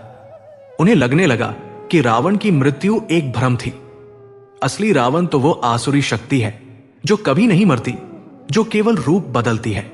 और आज वो शक्ति उनकी अयोध्या को, उनके विश्वास को पराजित कर रही थी। उनके भीतर का संघर्ष अब चरम पर था। एक हिस्सा कह रहा था कि वे अटारी से नीचे कूदकर अपने प्राण दे दे ताकि इस अपराध बोध से मुक्ति मिले। दूसरा हिस्सा कह रहा था कि वे अपनी प्रतिज्ञा को तोड़ दें और पूरे नगर में दीपक जलाने का आदेश दे दें ताकि कम से कम उनकी प्रजा को तो इस कष्ट से मुक्ति मिले। वे एक दोराहे पर खड़े थे जहां दोनों ही मार्ग उन्हें पराजय की ओर ले जाते दिख रहे थे। तभी नीचे से कुछ कदमों की आहट सुनाई दी। मंत्री सुमंत्र, जो आयु में दशरथ के समान थे और विवेक में बृहस्पति की भांति, धीरे धीरे सीढ़ियां चढ़कर उनके पास आए। उनके हाथ में एक छोटा बिना जला दीपक था। उन्होंने भरत की अवस्था देखी और उनका हृदय कांप उठा। उन्होंने भरत के कंधे पर हाथ रखा। भरत का शरीर बर्फ की भांति ठंडा था। राजकुमार, सुमंत्र की आवाज में एक पिता की सी व्याकुलता थी। धैर्य मत खोइए, रात्रि का सबसे घना पहर प्रभात के सबसे निकट होता है। भरत ने बिना उनकी ओर देखे एक टूटे हुए स्वर में कहा, कौन सा प्रभात मंत्रिवर? लगता है इस रात्रि का कोई प्रभात नहीं है। हमने अंधकार से एक ऐसी प्रतिज्ञा कर ली जिसे हम निभा नहीं सकते। मेरा विश्वास हार गया है। मैं अपनी प्रजा का दोषी हूं। सुमंत्र ने यह सुना तो एक क्षण के लिए वे भी निरुत्तर हो गए। जब नींव ही हिल रही हो तो इमारत को कौन संभालेगा? पर फिर उन्होंने अपने अनुभव का सारा बल एकत्रित किया। उन्होंने कहा, राजकुमार, विश्वास तब नहीं होता जब सब कुछ अच्छा हो। विश्वास की असली परीक्षा तो तब होती है जब चारों ओर अंधकार हो। आपने 14 वर्ष प्रतीक्षा की है। क्या आप अंतिम क्षण में हार मान लेंगे? याद कीजिए अपने भ्राता के वचन। उन्होंने कहा था कि वे अवधि पूरी होते ही लौट आएंगे। क्या आपको उनके वचनों पर संदेह है? सुमंत्र के इन शब्दों ने भरत के भीतर कोई गहरी चोट की। क्या आपको उनके वचनों पर संदेह है? यह प्रश्न उनके हृदय में एक भाले की तरह चुभ गया। संदेह? राम के वचनों पर? उस राम के जिनका एक एक शब्द वेदों के ऋचा के समान सत्य होता है? नहीं, उन्हें राम पर संदेह नहीं था। उन्हें स्वयं पर संदेह हो रहा था, अपनी भक्ति पर, अपनी योग्यता पर। उन्होंने अपनी दृष्टि दक्षिण दिशा से हटाई और अपनी कुटिया के भीतर उस सिंहासन की ओर देखा जिस पर उन्होंने अपने भ्राता की चरण पादुकाएं स्थापित कर रखी थी। 14 वर्षों से वे उन्हीं को राम मानकर पूजते आए थे, उन्हीं से आज्ञा लेकर राजकाज चलाते आए थे। आज उस घोर अंधकार में भी वे पादुकाएं उन्हें दिखाई दे रही थी। वे केवल लकड़ी की पादुकाएं नहीं थी, वे एक प्रतीक थी त्याग का, धर्म का, वचन पालन का। वे उस भाई की पादुकाएं थी जिसने अपने पिता के एक वचन के लिए 14 वर्ष का वनवास सहर्ष स्वीकार कर लिया था। और अचानक भरत के मस्तिष्क में एक बिजली सी कौंधी। उन्हें अपनी भूल का आभास हुआ। वे अब तक क्या कर रहे थे? वे अपने विश्वास की परीक्षा ले रहे थे। वे अपनी भक्ति को तौल रहे थे। वे स्वयं को केंद्र में रखकर सोच रहे थे, जबकि यह युद्ध उनका था ही नहीं। यह युद्ध धर्म का था, यह युद्ध प्रकाश का था, और वे इसके एक छोटे से सैनिक मात्र थे। उनका कार्य हारना या जीतना नहीं था। उनका कार्य तो केवल अपने स्थान पर, अपनी प्रतिज्ञा पर अडिग रहना था, ठीक वैसे ही जैसे उनके भ्राता धर्म के मार्ग पर अडिग रहे थे। उन्हें अपनी प्रतिज्ञा का वास्तविक अर्थ अब समझ में आया। वो प्रतिज्ञा राम को वापस बुलाने का कोई सौदा नहीं थी। वो तो अयोध्या के आत्मसम्मान की, अपने राजा के प्रति अपने प्रेम की एक मौन घोषणा थी। दीपक न जलाना एक हठ नहीं था, ये एक संदेश था कि अयोध्या का वास्तविक प्रकाश उसके दीपक नहीं, उसके राम है, और जब तक वो प्रकाश नहीं लौटता, कोई भी कृत्रिम प्रकाश उस स्थान को नहीं भर सकता। जैसे ही ये आत्मज्ञान उदय हुआ, भरत के भीतर का अंधकार छंटने लगा। नैराश्यपाश, जो उनके संदेह और अपराध बोध पर ही पोषित हो रहा था, अब कमजोर पड़ने लगा। मां कैकेयी का स्वर विलीन हो गया, राम का उपालंब भरा स्वर शांत हो गया। उनके हृदय में एक नई अद्भुत शांति का उदय हुआ। उन्होंने सुमंत्र की ओर देखा, और अब उनकी आंखों में निराशा नहीं, बल्कि एक ऐसा दृढ़ निश्चय था जिसे देखकर स्वयं सुमंत्र भी चकित रह गए। भरत ने कहा, नहीं मंत्रीवर, मैं हार नहीं मानूंगा। मेरा विश्वास अंधविश्वास नहीं है। मेरा विश्वास मेरे भ्राता के धर्म पर है, जो इस ब्रह्मांड के किसी भी अंधकार से अधिक शक्तिशाली है। यह अंधकार कितना भी घना क्यों न हो, इसे छंटना ही होगा। आज अयोध्या का अंतिम विश्वास भी नहीं हारेगा। ये कहते हुए वे मुड़े और उस सिंहासन के समक्ष घुटनों के बल बैठ गए, जहां राम की पादुकाएं रखी थी। उन्होंने अपना मस्तक उन चरण पादुकाओं से लगा दिया। ये एक राजा का नहीं, एक भक्त का, एक छोटे भाई का पूर्ण आत्मसमर्पण था। और जैसे ही उन्होंने ऐसा किया, एक चमत्कार हुआ।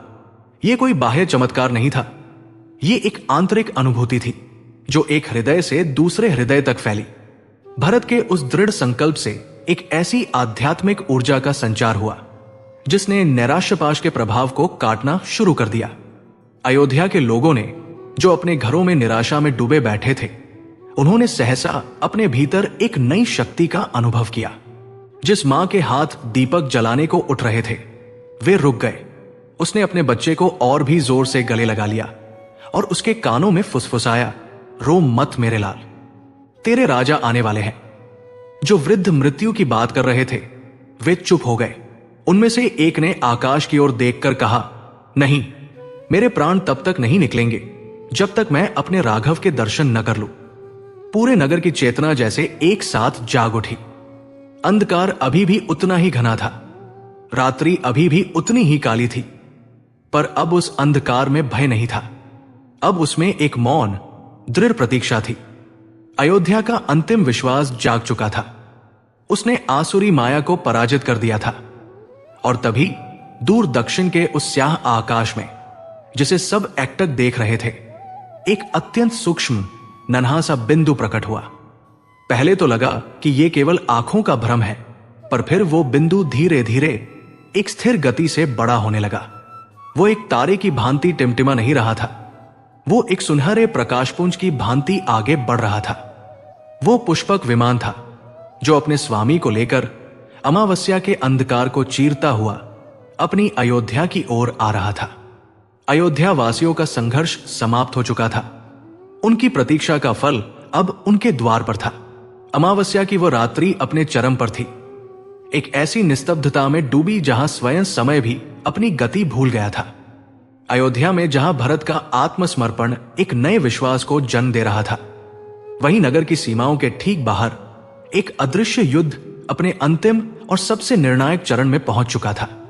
पुष्पक विमान पर हनुमान की प्रखर बुद्धि ने उस मायावी विष के स्रोत को लगभग पहचान लिया था। वे जान गए थे कि यह आक्रमण किसी एक स्थान से नहीं हो रहा, बल्कि यह एक विकेंद्रित जाल था, जिसका नियंत्रण केंद्र कहीं निकट ही होना चाहिए। उन्होंने अपने प्रभु श्री राम की मौन स्वीकृति ली, अपने शरीर को अणु के समान सूक्ष्म किया और उस आसुरी गंध का अनुसरण करते हुए विमान से नीचे उतर गए, वायु में इस प्रकार विलीन होते हुए कि किसी को भनक तक न लगी। उनका अनुमान सही था। अयोध्या से कुछ ही योजन दक्षिण में एक घने अभेद्य वन के हृदय में एक प्राचीन वटवृक्ष के नीचे अंधकार अपने अनुष्ठान के अंतिम चरण में था।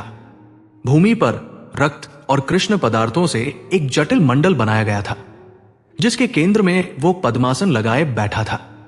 उसकी आंखें बंद थी, पर उसका तीसरा मायावी नेत्र खुला हुआ था, जिससे वो अयोध्या के हर मन में झांक सकता था, उनके भय को देख सकता था और उनकी निराशा को अपनी शक्ति बना सकता था। उसके चारों ओर रावण के बचे खुचे सबसे शक्तिशाली मायावी राक्षस एक सुरक्षा घेरा बनाए हुए थे।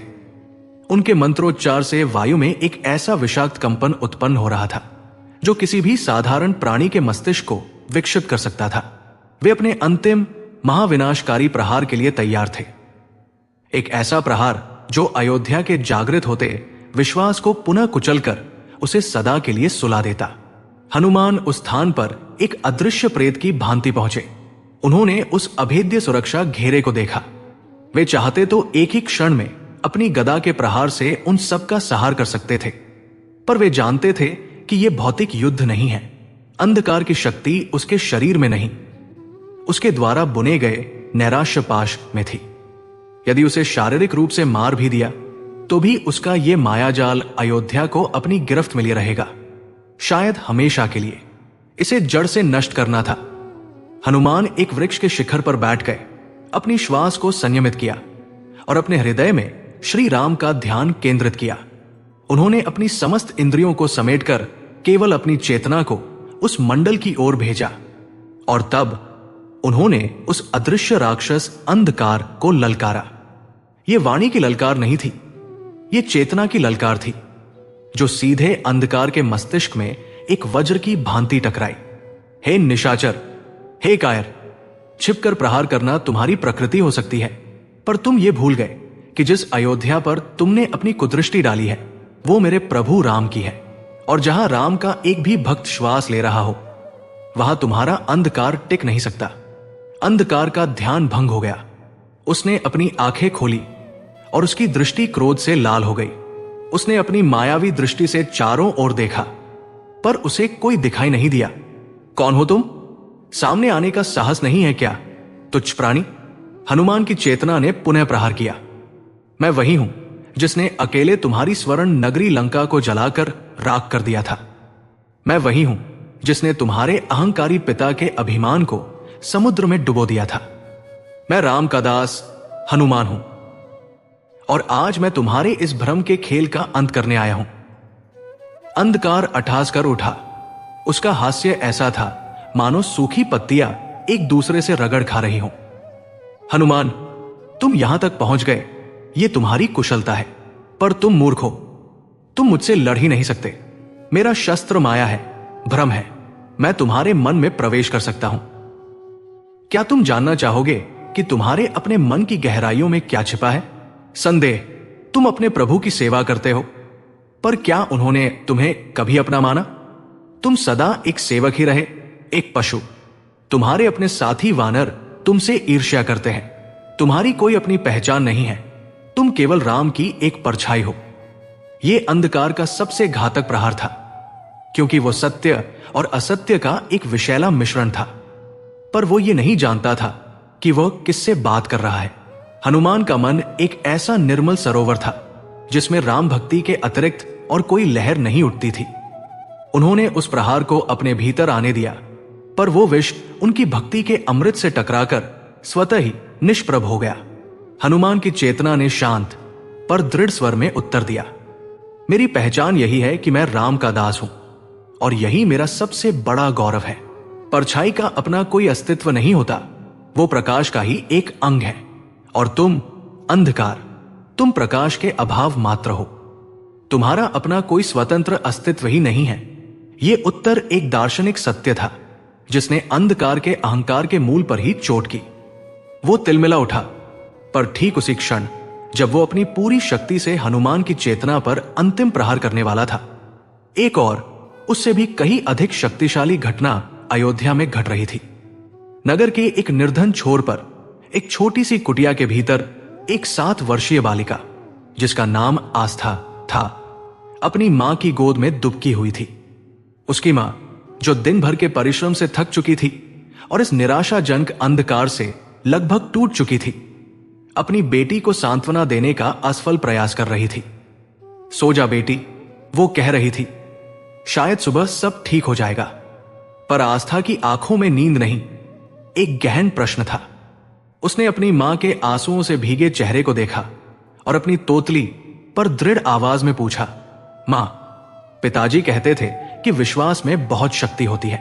वे कहते थे कि हमारा विश्वास ही हमारे राजा राम को वापस लाएगा। तो क्या हमारा विश्वास इतना कमजोर है कि ये अंधेरा उसे हरा देगा? यह प्रश्न एक बच्चे का सरल प्रश्न नहीं था। यह साक्षात धर्म का, अयोध्या की कलेक्टिव आत्मा का प्रश्न था। मां के पास इसका कोई उत्तर नहीं था। वो निःशब्द होकर अपनी बेटी को देखती रही। तब आस्था धीरे से उसकी गोद से उतरी। वो कुटिया के उस कोने में गई जहां ताखे पर वही मिट्टी का दीपक रखा था। 14 वर्षों से अपनी नियति की प्रतीक्षा करता हुआ उसने अपनी मां की अनुमति की प्रतीक्षा नहीं की। एक सहज, अंत प्रेरित आवेग के साथ उसने घर में पड़े एक चकमक पत्थर को उठाया और कई प्रयासों के बाद एक छोटी सी चिंगारी पैदा करने में सफल हो गई। उसने उस चिंगारी से बाती को छुआ और एक लौ जली। पहला दीपक। वो लौ छोटी सी थी, कांप रही थी, पर उस घोर अंधकार में वह एक नए जन्मे सूर्य की भांति प्रतीत हो रही थी। आस्था ने अपनी छोटी छोटी हथेलियों से एक कवच बनाकर उसे उस हवा से बचाया जो थी ही नहीं, पर जिसे उसका मन महसूस कर रहा था। और यह कहकर उसने अपनी छोटी सी हथेली से उस दीपक को हवा से बचाते हुए अपनी झोपड़ी की दहरी पर रख दिया। उस एक दीपक की लौ में करोड़ों लोगों का विश्वास था।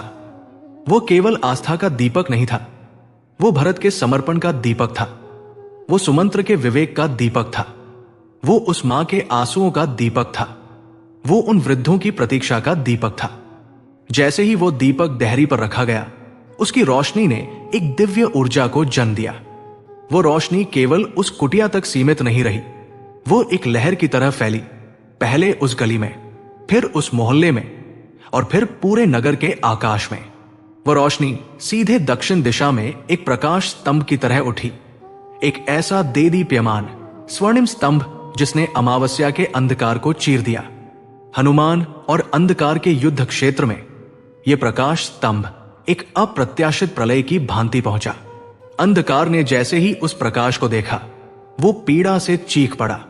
यह सूर्य का प्रकाश नहीं था, यह अग्नि का ताप नहीं था, यह विश्वास का प्रकाश था, शुद्ध सात्विक ऊर्जा जो उसकी तामसिक माया के लिए विष से भी अधिक घातक थी। राक्षसों का मायाजाल, वो नैराश्यपाश जो निराशा और संदेह के धागों से बुना गया था, इस विश्वास के प्रकाश के संपर्क में आते ही एक ही क्षण में जलकर भस्म हो गया। जिन राक्षसों ने अंधकार का घेरा बना रखा था, वे उस प्रकाश के तेज को सह न सके। उनके मायावी शरीर ऐसे विलीन हो गए जैसे प्रकाश के आते ही परछाइयां विलीन हो जाती है। अंधकार ने अपनी अंतिम शक्ति को समेटा, पर अब बहुत देर हो चुकी थी। वो प्रकाश स्तंभ सीधे उससे आ टकराया। एक महाविनाश हुआ, पर उसमें कोई ध्वनि नहीं थी। अंधकार का शरीर जला नहीं, वो रूपांतरित हो गया। उसकी आसुरी माया, उसकी घृणा, उसका प्रतिशोध, सब कुछ उस दिव्य प्रकाश में शुद्ध हो गया। एक क्षण के लिए उसका वो विकृत चेहरा शांत हो गया और फिर वो भी प्रकाश में विलीन हो गया। हनुमान ने हाथ जोड़कर उस दिव्य प्रकाश को प्रणाम किया। वे समझ गए थे कि ये विजय उनकी नहीं, अयोध्या के अटूट विश्वास की है। जब अयोध्या वासियों ने उस दिव्य प्रकाश को अपने ही नगर से आकाश की ओर उठते देखा, तो वे चकित रह गए। उन्होंने देखा कि कैसे उस प्रकाश स्तंभ ने आकाश में छाए अंतिम अंधकार को भी धो डाला। और फिर उनकी दृष्टि उस अकेली झोपड़ी की दहरी पर जलते नन्हे से दीपक पर पड़ी, जो उस महास्तंभ का स्रोत था। एक क्षण की खामोशी के बाद जैसे पूरे नगर को एक साथ बोध हुआ हो। एक और घर का द्वार खुला और एक और दीपक दहरी पर रखा गया, फिर तीसरा, फिर चौथा, और फिर जैसे कोई अदृश्य संकेत मिला हो, हर घर में, हर गली में, हर प्रासाद में, हर झोपड़ी में लाखों दीपक एक साथ जल उठे। ये सिर्फ दीपकों का जलना नहीं था, ये अंधकार पर विश्वास की, निराशा पर आशा की और अधर्म पर धर्म की विजय का उद्घोष था। पूरी अयोध्या नगरी, जो क्षण भर पहले एक अंधकूप थी, अब स्वर्ण की भांति दमक रही थी। मानो आकाश के सारे नक्षत्र और तारा मंडल उस रात पृथ्वी पर उतर आए हों। दूर दक्षिण में पुष्पक विमान में बैठे राम, सीता और लक्ष्मण ने उस प्रकाश स्तंभ को देखा जो उनकी ही अयोध्या से उनकी ओर आ रहा था। राम मुस्कुराए। वे जान गए थे कि उनकी अयोध्या ने अपनी लड़ाई स्वयं जीत ली है। वो प्रकाश स्तंभ उनके लिए अंतिम मार्गदर्शक बना और कुछ ही क्षणों में पुष्पक विमान ने अयोध्या की उस जगमगाती भूमि पर अपने चरण रखे। भगवान राम ने अयोध्या की धरती पर कदम रखा। भरत दौड़कर उनके चरणों में गिर पड़े। 14 वर्षों का वियोग आंसुओं में बह गया। माताओं ने अपने पुत्रों को गले लगाया। अयोध्या का कण-कण आनंद के महासागर में डूब गया। और उस दिन से हर वर्ष उस महान विजय को, उस विश्वास की शक्ति को याद करने के लिए दिवाली का पर्व मनाया जाने लगा। यह पर्व हमें सिखाता है कि युद्ध केवल शस्त्रों से नहीं लड़े जाते। सबसे बड़े युद्ध हमारे मनों के भीतर अंधकार और प्रकाश के बीच लड़े जाते हैं। और यह पर्व हमें यह भी सिखाता है कि चाहे अंधेरा कितना भी घना क्यों न हो, निराशा कितनी भी प्रबल क्यों न हो, विश्वास का एक छोटा सा निश्चल दीपक भी उसे मिटाने के लिए और एक नए प्रभात को जन्म देने के लिए पर्याप्त है।